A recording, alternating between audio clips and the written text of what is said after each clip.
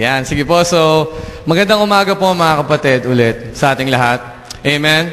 No? So, glory to God dahil, hindi dahil sa wala sila pastor, ngunit, glory to God dahil patuloy na kayo po at ako ay naririto pa rin.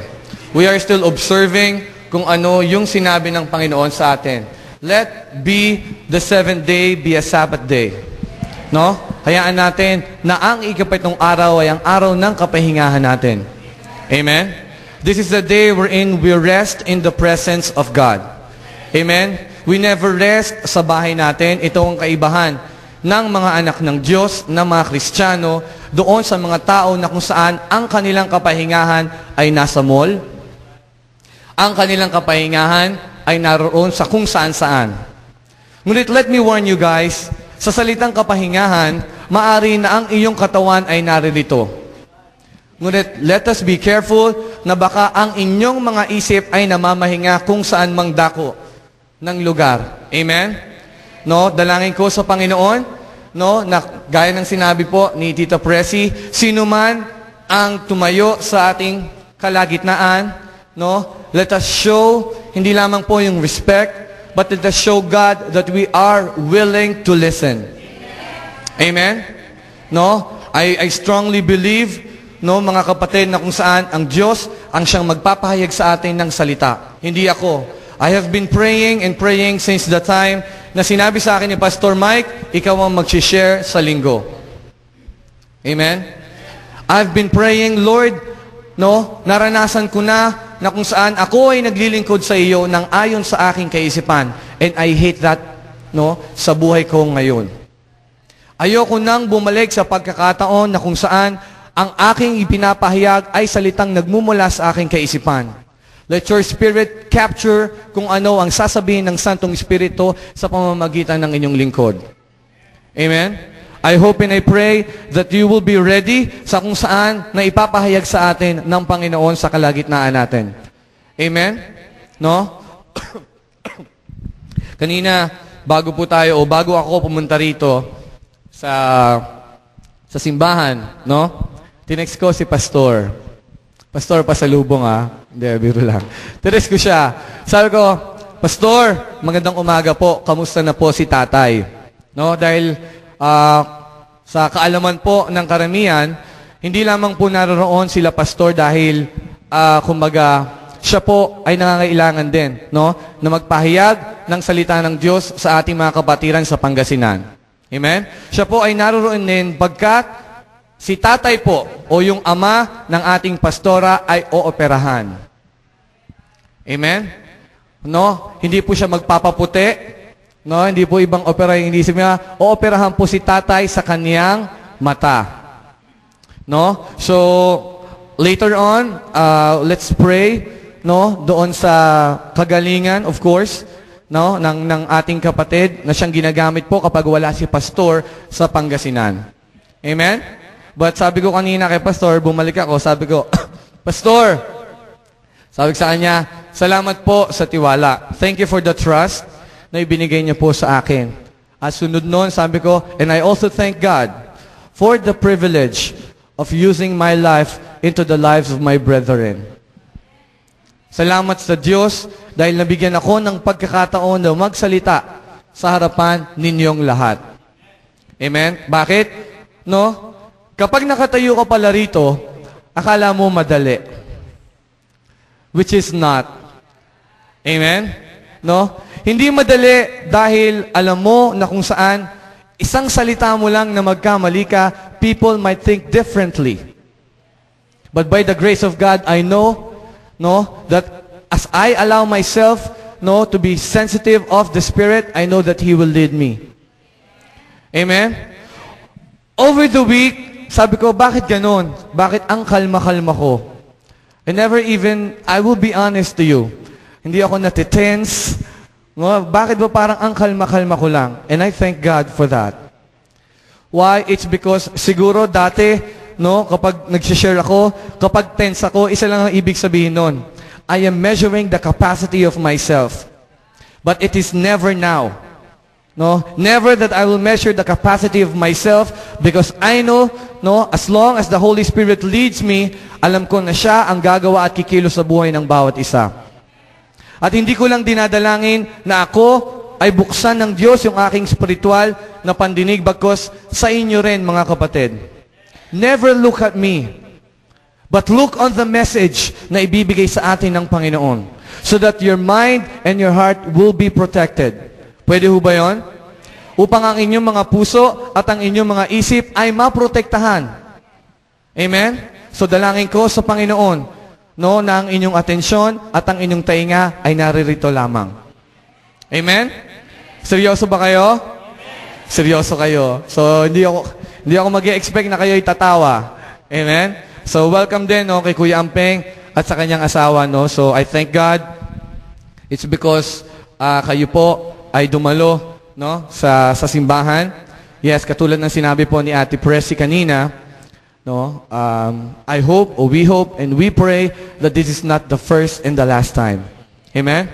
No? Of course, hindi dahil sa mga nagagandahan at nagagwapuhan at mga magagandang ngumiti ang mga tao, but of course, we hope and we pray that ang magbabalik sa inyo sa simbahan na ito ay yung katotohanan na nakikita ninyo ang katotohanan at ang katwiran sa pamilyang ito. Amen? Because we never offer anyone na bumivisit sa lugar na ito ng kung anuman, but we offer the goodness of God alone. Amen? At ito po, dalangin ko ang matanggap at makita po ninyo sa araw na ito. Amen? Amen. So, hindi ko alam kung saan ako mag-i-start. Ang bala ko po ay gayahin si Pastor na sa introduction. So mag-i-introduction po tayo. Pero I hope and I pray that whatever it is na mensahe ng Panginoon sa atin, inyo po itong matanggap. Amen? Amen? Let's pray sa Panginoon. Let's close our eyes. Amang banal, patuloy kami, O God, na nananalangin sa inyong harapan sa umaga na ito. Dalangin ko, Panginoon, ang paggabay ng iyong Santong Espiritu. Dalangin ko ang paggabay, Panginoon ko, ng iyong Santong Espiritu na kung saan, as you move in my life, O Jesus, as you teach me, O God, you will also teach my brethren, O God, to accept and receive, O God, the truth that comes from your word, O Lord. I hope and I pray, O Jesus, na bubuksan mo ang puso at isipan ng bawat isa so that as you plant words upon their lives, O God, it will become powerful and powerful and powerful, O Jesus, O God, na matututunan ko at matututunan nila na pahalagahan ang bawat salitang inyong itatanim sa kanilang puso, Panginoon ko. Palaguin niyo ito, Amang Banal, na kung saan ang mga salitang ito ay magagamit hindi lang para sa kanilang sarili, kundi ito rin ay magagamit, Panginoon ko, upang makita ng sanlibutan na ikaw, O Diyos, ay ang Panginoong Kristo ay tunay na ipinadala mo at ang ilaw, Panginoon ko, ay si Kristo lamang sa aming buhay. Panginoon, dalangin ko sa umagang ito ang patuloy mong pagbasbas, ang patuloy mong paggabay, Panginoon ko, gayon din sa aming kapatid sa Pangasinan, kay Tatay, Panginoon ko. Dinadalangin ko ang mga doktor, dinadalangin ko, Panginoon ko, ang sino mang gagamitin ninyo sa kanyang buhay na kung saan kayo nga po, Panginoon ko, ang nangunguna na at ang kagalingan nga po sa pangalan ni Jesus ay mapapasa kanya, Amang Banal. Gayon din dinadalangin namin ang aming pastor, aming pastora at ang kanyang buong pamilya, Panginoon ko. Gabayan niyo po sila sa lugar na iyon. Dalangin ko na ang galaw ng Santong Espiritu ay maging katulad ng galaw ng Santong Espiritu doon at dito, Panginoon. Because you and us, O Jesus, O God, nais mo na tayo ay maging isa, Panginoon ko. Gayon din naman, Panginoon, dalangin namin na ang bawat isa ay maging isa sa pakikinig. Ito po ang aming dalangin sa pangalan ni Jesus. Amen. Amen. Palakpakan po natin ng Panginoon. Amen. Sige po, so, as I was saying, I was praying sa Panginoon, ano ba yung dapat kong i-share? Ano po ba yung ibinibigay nyo sa akin na word na pwede kong maibahagi sa aking mga kapatid? Amen? And one thing siguro na pwede kong ma-share sa inyo ay isang bagay na kung saan nagtatak sa puso ko. Because I cannot share sa inyo ang isang bagay na natanggap ko lamang at nakita ko, magandang i-share to. Ma-share ko nga yung pagpapala sa kanila. So that ang kanilang atensyon ay tunay nga na mapa sa akin. Amen? But one thing that I learned from him is that whatever o kung ano mang season, just share kung ano ang ibinibigay sa iyo ng Diyos. Because the word now would surely and surely help each and every one of us. Amen? Meron pong isang nagtanong sa akin. Hindi ko po babanggitin ang pangalan. Amen? May buhok po siya, no, sa inyong kalaman. Tinanong niya ako pagkatapos ng gawain, sabi niya, "Bro," sabi niya, "papaano ka ba mag-meditate?" Tinanong niya ako. Sabi niya, "Bro, papaano mo ba ginagawa yung kapag may topic ka? Papaano ba yun? Sinesegregate mo ba? Hinahanap mo ba? Ganito, ganyan." I thank God because dumating sa isang punto ng buhay ang kapatid ko na yon na nagtanong siya, papaano ba? Nagkaroon siya ng katapangan na itanong, paano ba? Because sometimes, ang mga Kristiyano at mga tao ay duwag na aminin na hindi ko kailangan ng tulong. Amen? Sabi ko sa kanya, isang bagay lang ang naunawaan ko sa Diyos. Sabi ko sa kanya, kung babasahin mo yung salita ng Diyos in John chapter 14 verse 26, the Holy Spirit will teach you all things and He will remind you. Sabi doon, ang Santong Espiritu ang magtuturo sa iyo ng lahat ng bagay at siya ang magpapaalala sa iyo kung ano ang iyong gagawin. I didn't tell him anything na alam ng aking isip. Ngunit nung ito ay aking naunawaan, ang sabi ko sa kanya, yaan ang gawin mo. Learn to listen to the Holy Spirit. Because the Holy Spirit will teach you and will remind you kung ano ang iyong gagawin. Because maaari na iniisip niya pagdating ng panahon, pag ginamit na siya ng Diyos sa kalagitnaan ng marami, papaano siya mag-share. Amen? I never learned, siguro makikita ko na nakakikuha ko ng tip, maaari nakakukuha ako ng mga bagay na dapat kong gawin. Pero our greatest teacher is the Holy Spirit. Tandaan niyo po ang bagay na ito. Holy Spirit or the Holy Spirit alone can do things that people or that man can never ever think. Amen? Ang Santong Espiritu lang ang makagagawa ng mga bagay, na siyang tunay nga natatagos sa puso ng bawat isa. Amen?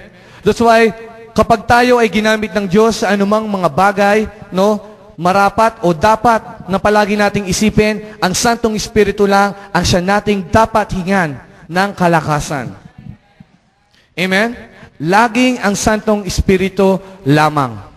Hindi lang kapag ikaw ay nagsishare, kundi kapag ikaw din ay nakikinig. Bakit? Pagtapos ng 1 oras, 1 kalahating oras, andyan ay inaantok ka. Parang pinag-heli-heli ka na ng kung sino man. Sinasabi sa'yo ng kung sino man, sige, matulog ka. Huwag kang makinig dyan sa kaputian na yan. Huwag kang makinig dyan dahil, alam mo na, dalangin ko na habang kayo rin ay nakikinig, you are seeking the presence of the Holy Spirit. Guide me, huwag mo akong hayaan na matulog. Kausapin niyo po yung katabi ko. Kapag natulog ako, pakisampal ako. Amen? So, ganun po, hayaan ninyo na ang inyong mga spirito ay palaging alerto. Amen? Because I believe the message of God this morning is very important, especially, na ngayon tayo ay sinasabihan o naaatasan ng Diyos at ng ating pastor na lumabas sa mga komunidad. Amen? Naatasan tayo na kung saan pumunta sa mga lugar na kung saan para magbahagi hindi lamang ng karunungan. Uulitin ko, hindi tayo inatasan ng Diyos at ng ating pastor na magbahagi lang ng ating karunungan. Why? Because kung karunungan lang ang ating ibabahagi, unbelievers can also do that. Sa dami at sa dami-dami ng memory verse, pag pinabasa mo sa kanila yan, pwede nilang ma-memorize ang laman ng Biblia.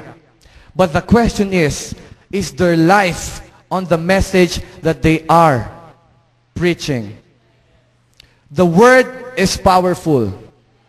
Ngunit sinusukat ng Diyos ang puso at ang buhay ng isang tao na siyang nagbabahagi nito. Kilala ko si Jesus. Kilala ko si Pablo. Ngunit sino ka? Amen? The power of God lies in His Word. But as people na pinagkatiwalaan ng salita ng Diyos, let us always make sure that we are trustworthy enough of His message. Amen? Never, ever, naugaliin na pagsawalang bahala ang bawat mensaheng tinatanggap natin sa Panginoon. Sino po yung nandito? Last General Assembly. Taas po yung kamay, huwag po kayong mahiya. Yan. Almost karamihan po ay naririto ng General Assembly. Ano po yung ginawa natin sa General Assembly? Bago tayo nag-proceed, pinabasa sa atin ni Pastor ang vision at ang mission ng ating simbahan. Amen? Amen? Doon po sa mission o doon po sa vision, tinawag si Tita Presi, Ninang Presi tuloy. Dideklara ko na. Dineklara ko na po. Sino man, dinideklara ko na po. No, sabi po ni Tita Presi nung tinanong, lumabas talaga sa bibig ko, ba't ganon? No? Sabi ni Tita Presi, tinanong siya ni Pastor, si Pastor sinasabi ko, Ninang, kayo po, explain niyo po, a church that's strong in the Word, passionate in worship, strong in witnessing, and epicenter of divine activities. Isang bagay na nagtatak sa puso ko at nais kong ibahagi sa inyo para sa ating panimula ay yung sinabi ng ating kapatid. Ang sabi niya, strong in the Word. When we say strong in the Word, hindi ito nangangahulugan na ikaw ay malakas sa pagmememorya ng salita ng Diyos. Pag sinabing strong in the Word, hindi ito nangangahulugan na kung saan kayang-kaya mong i-interpret ang salita ng Diyos. Ano ang sinabi ng ating kapatid? Pag sinabing strong in the Word, ikaw ay strong sa paglakad sa salita ng Diyos. Ikaw ay malakas sa paglakad sa salita ng Diyos. Amen? Bakit? Dahil kung paramihan lamang ng memory verse ang pag-uusapan, mga kapatid, maaring meron pang mas magagaling sa atin. Amen? Pero hindi ko hinangad yun. Sila na yung magaling. Amen? Ngunit, kung tayo ay magiging malakas sa paglakad sa salita ng Diyos, ano ang masusumpungan sa atin ng Panginoon? Anong kahalagahan nito sa buhay mo at sa buhay ko? Dumating na ba sa kaisipan ninyo na minsan, o sa pagkakataon isang minsan sa buhay ninyo, hindi pa kayo nagsasalita, yung isang tao parang sasabi, alam mo, nabibless ako sa iyo. Sa gawa mo pa lamang, hindi ka pa nagsasalita, ang sinasabi na agad ng kapwa mo, alam mo, nabibless ako sa iyo. Amen? Napakasarap sa pakiramdam na kung saan nakikita ng tao, hindi lamang sa salita, ang katwiran ng Diyos sa buhay mo, kundi more importantly, sa gawa. Ito ay napakahalaga sa buhay mo at sa buhay ko. Amen? Strong in the Word. Maging kaugalian po natin ito. Pag sinabing we are strong in the Word, ibig sabihin, we are strong in walking sa salita ng Diyos. Maaari po ba yun? No? Kanina, inawit natin yung kantang, ano yung kanta natin? Yung last praise. In your presence, in your power, Holy Spirit, I surrender. Amen? In your presence, in your power, Holy Spirit, I surrender. Gaano ka nagnanais na isurrender mo, sa Diyos at sa Santong Espiritu ang iyong buhay? Pag sinabing isurrender, sa isang gera, kapag sinabi mong surrender ka, ibig sabihin, ikaw ay natalo. Amen? Pag sinabi mong surrender ka, natalo ka, sumusuko ka na, mas malakas ka sa akin. Ngunit sa Santong Espiritu, kapag sinabi nating surrender, ang ibig sabihin nito, I believe, Lord, ikaw na ang manguna sa akin. Ikaw, Diyos, ang gusto ko na maging mas malakas sa akin. That's why John the Baptist said, correct me if I'm wrong kung siya yung nagsabi nito, na sinabi niya, that I want you to become more and less of me. Less and less of me and more of you. Amen? Nais niya na maging siya, no? Yung kanyang physical o yung kanyang fleshly desires ay mabawasan at ang managdagan ay ang presensya ng Diyos. Amen? 2 weeks ago, isang bagay na tumatak sa puso ko. Let's open our Bible in John chapter 17.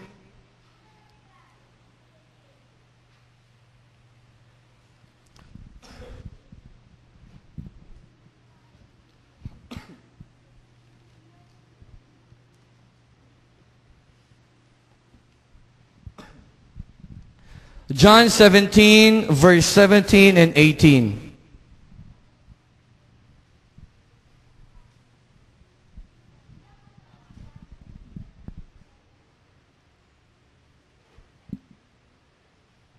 Say amen po kung nandun na po tayo.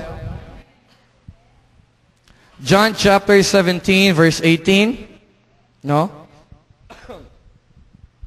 Sabi po rito, basahin natin. In 17, sanctify them by the truth. Your word is truth. 18, as you sent me into the world, I have sent them into the world. Verse 19, for them I sanctify myself, that they too may be truly sanctified. Amen? Nabasa po natin yon. 2 linggo na po, I believe, ang nakakaraan ng ibinahagi sa atin ito ng ating pastor. Because ang ating series, ano yung series natin? Church of the Future. Power of One. Last year pa po yun. No? Tagal na po yun. No? So, move on na. Power of One. Ito po yung ating series sa ating simbahan ngayon. Meron pong isang tanong. I don't know kung natanggap nyo rin siya. Sabi ko sa inyo, sometimes, there are words talaga na kapag lumabas sa bibig ng ating pastor, ang aking spirito ay talagang kinakapture. Nakakapture kung ano yung salita na siyang bumabaon sa akin. Kahit sa inyo, mga kapatid, I would never expect na pagkatapos ng ating service, ang lahat ng sasabihin ko ay matatandaan ninyo.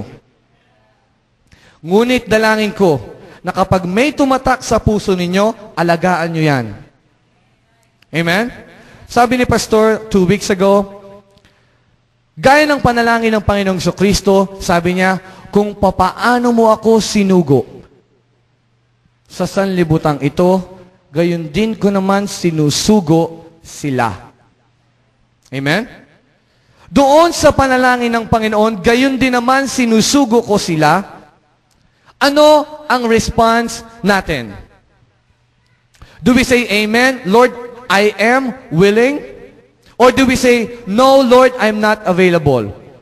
Alin tayo doon? Yung una, yung pangalawa?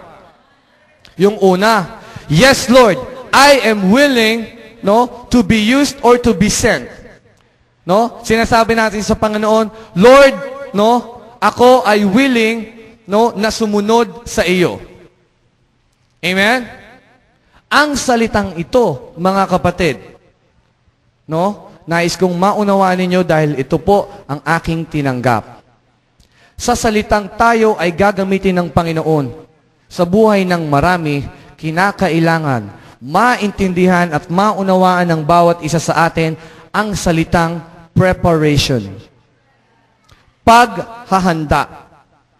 Sabi ni Pastor 2 weeks ago, gaano mo inihahanda ang iyong sarili sa paglilingkod sa Diyos? Amen? Naitanong nyo na ba yan sa sarili ninyo?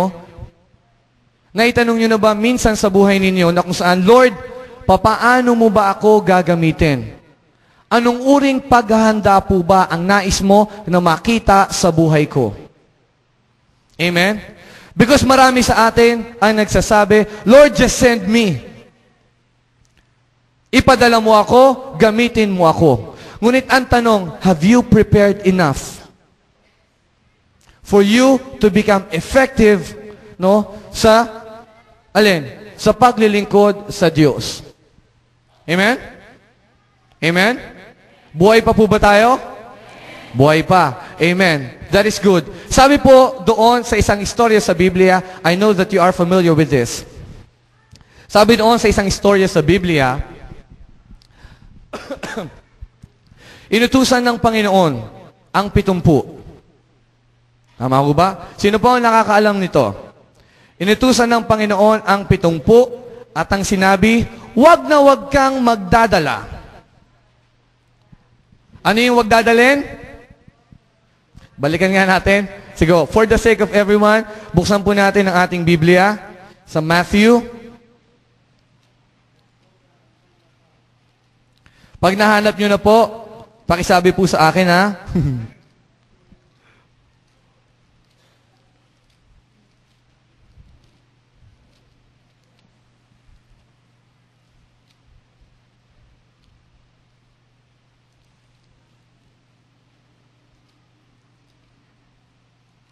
Matthew ba or Luke? Luke, no. Luke, Mike. Luke, ano? 10. Luke chapter 10. No? Sana po pala meron akong Bible na Tagalog. Pwede ho bang merong magpahiram sa akin? Ay, salamat po. Ay, salamat po. Basahin po natin in Luke chapter 10, verse 1. Pagkatapos ng mga bagay na ito, ang Panginoon ay humirang pa ng 72. Ilan po? Pinauna niya sila ng dala-dalawa sa bawat bayan at pook na patutunguhan niya.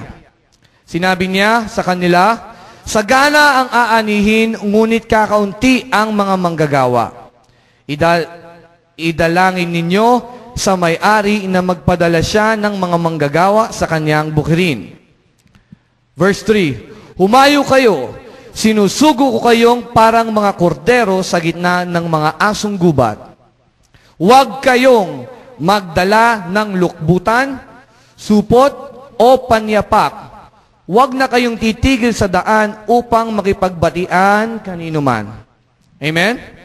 Tingin po rito mga kapatid. Noong inutusan ng Panginoong Jesucristo ang 72, isa sa pinakamahalagang bilin niya ay huwag na huwag kayong magdadala ng kahit anuman. Ang tanong, sila ay pupunta in service of God. Then why Jesus Christ? Why is He not letting them, no, to carry anything? Bakit hindi hinahayaan ng Panginoon na sila ay magdala ng kahit anuman? Pinag-uusapan natin ang salitang preparation. Paghahanda. Ngayon, Brother Mike, bakit ganon? Kung sinasabi mong kailangan maghanda, nung 72 na yon, no, bakit hindi sila pinagdala ng Panginoong Jesucristo ng kahit anuman? I know that you know the answer. Because Jesus Christ wanted them to carry Him more importantly. Nais ng Panginoong Jesucristo na wala silang ibang dadalhin kundi ang presensya ng Panginoong Jesucristo. Katulad mo at katulad ko, as we go out in this church, as we share the Word of God, ang magiging tanong sa atin ng Panginoon, sino ba ang iyong daladala? Because most of us, we might be preparing, no, dito sa ating physical na pangangatawan. Kailangan, pag lumabas ako sa community, kailangan maganda yung polo ko. Kailangan maganda yung makeup ko. Kailangan maganda yung postura ko. That's a good thing. Hindi ko sinasabing masama ang bagay na yon. Ngunit ano ang pinakamahalaga sa harapan ng Diyos? Ang pinakamahalaga sa harapan ng Diyos ay matutunan mo at matutunan ko na sa paglilingkod sa Kanya, wala siyang ibang hinahangad, kundi siya palagi ang ating daladala. As we prepare, kapag tayo'y naghahanda, let us always prepare ourselves with Him. Ihanda natin ang presensya natin o ang ating sarili sa presensya ng Diyos higit sa lahat. Why?